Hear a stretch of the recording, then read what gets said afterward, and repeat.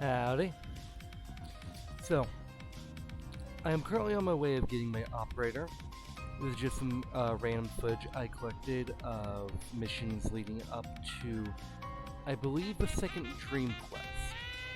The footage was gathered before I'm recording this audio, so I'm not entirely certain exactly when, but it's mostly me going through missions, just going through Star Chart until I get to the second dream, and then I get my operator. Now, obviously, for those who don't know, or for those who just been a while and forgotten, you do unlock your operator during the second dream, but you do not unlock your transference until the Warframe. So, it doesn't matter if you do unlock your operator or not at that point. I still technically can't do the challenge until I complete Warframe. Which, by the time I'm recording this, I have completed Warframe. But for the footage, I have not yet.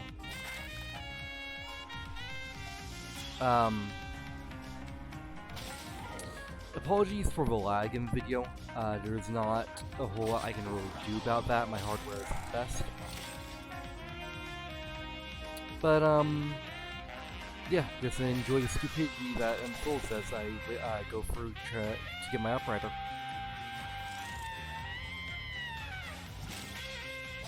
So if you saw the previous video, then you would know that despite this being an operator-only challenge, Warframe still do have a use. The one I'm playing right now, Cora, for example, is very useful, not as herself, but for Veneri. So I'm thinking how I'm going to build my Cora is I'm just going to build her completely for tanking, and then put link mods on Veneri. I was thinking about crit, but I don't know any mods off the top of my head, at least any ones I can get early on, that are good for, well, critical link between pets and Warframe. I'm pretty sure only the Vigilante mods do that, and even that, it's only for primary weapons, which does not apply to the operator, despite the mode amp being considered, or amp rather, being considered a primary. I don't believe it carries over.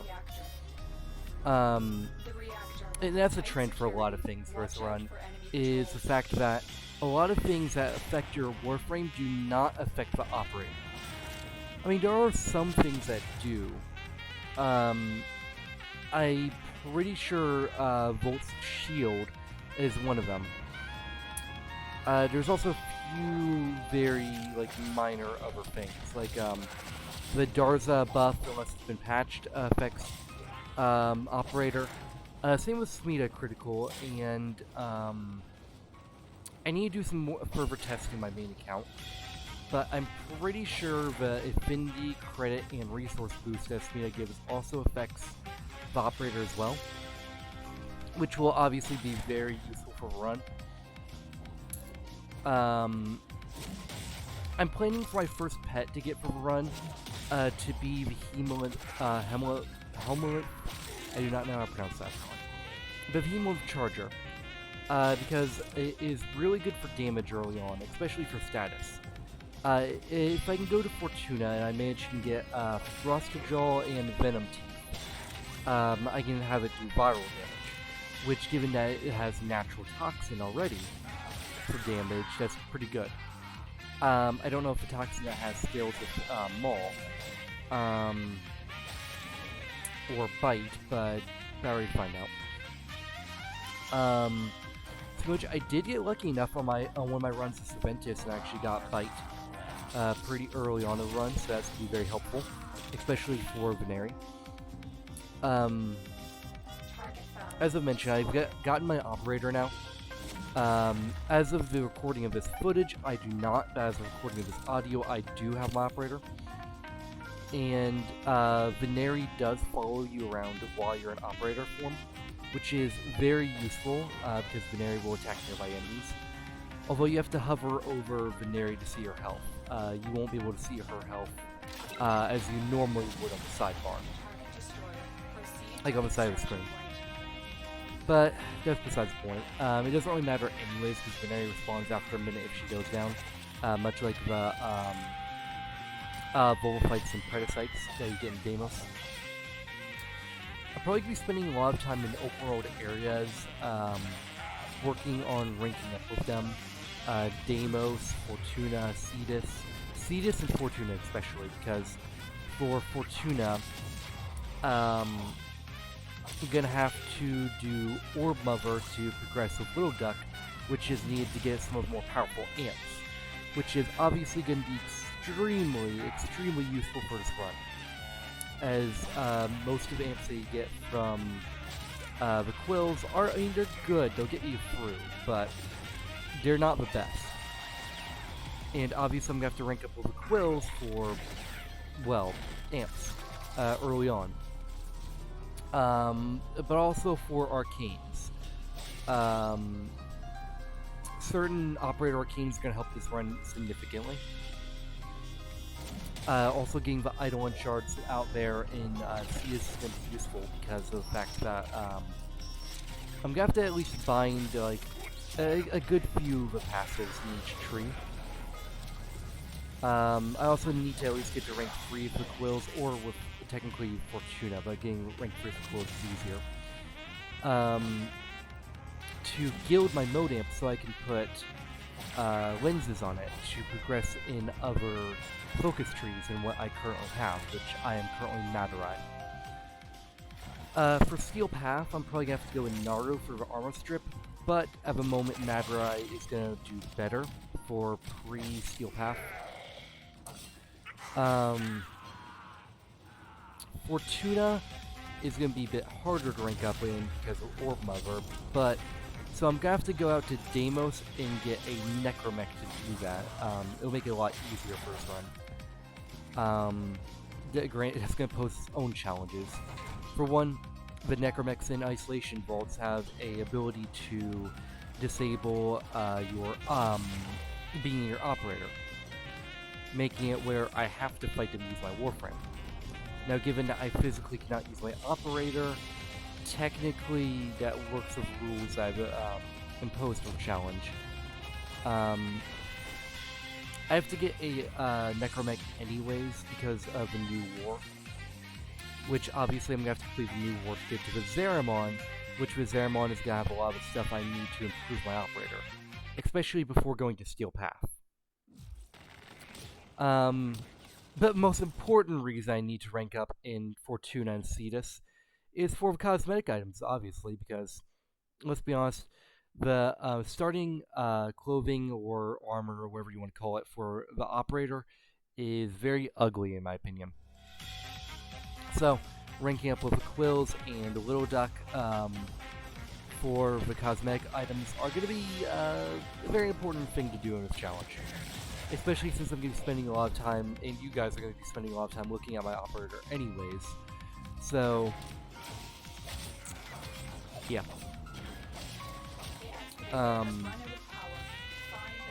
plus, let's be honest, Fashion Frame is one of the most important aspects of Warframe.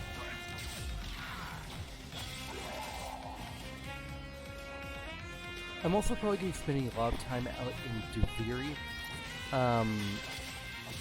Especially for the arcanes, and they have a lot of other stuff that you cannot get, that traditionally before Duviri you could not get early on, such as primary and secondary weapon adapters, and Orcan reactors and Orcan catalysts, and things like that.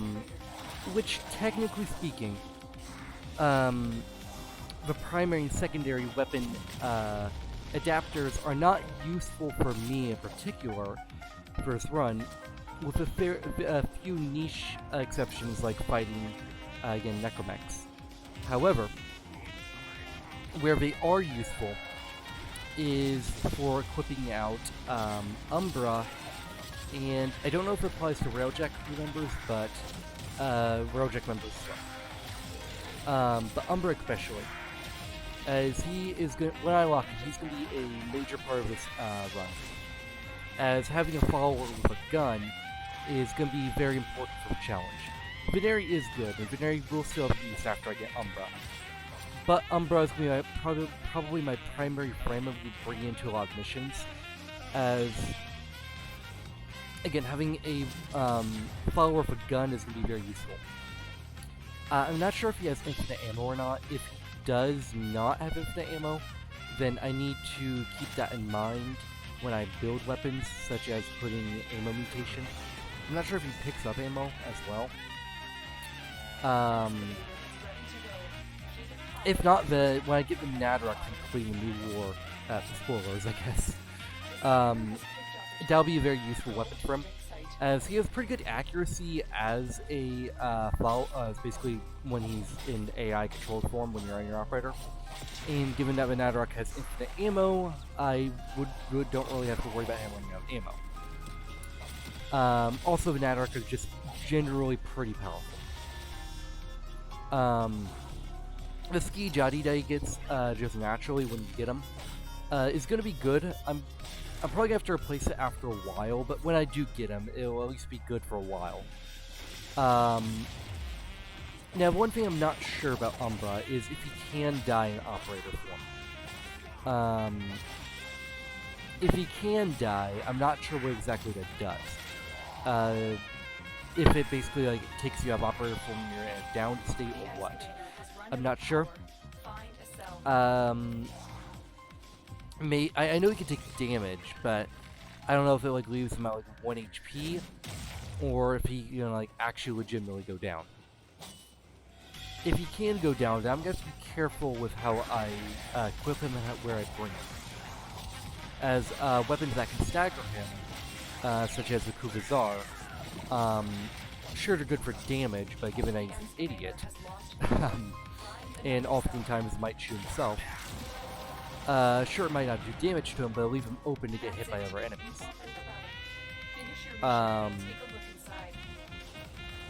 Overall, though, Umbra is going to be useful for run, especially when I get to Vizarimon and get some of the incarnating weapons out there, such as the Fenmore Fairlax. That'll be very good to equip out with. It will also be important for getting just random weapons to just MR, Master Rank. Because to get through the challenge, I'm obviously going to have to Master Rank up. One of the things I'm going to be working on is getting a Railjack and a Tri-Dock as early as I can in my dojo. Because of the fact that Railjack is very good for endo and credits early on. Sure, not as good as Arbitration or something like that, but given that it's going to be a while, especially it's going to take even longer as an operator to get to that point where I can do Arbitration, this is going to be the easiest way at the moment. And then getting an on-call would make certain parts of the challenge easier, such as doing things like interceptions or defenses when I'm in a tough spot. I'm also probably going to be spending a lot of time getting Spectres and other such stuff of that nature. Again, to make things like interceptions and defenses easier, as there's certain ones I'm going to have to do to progress.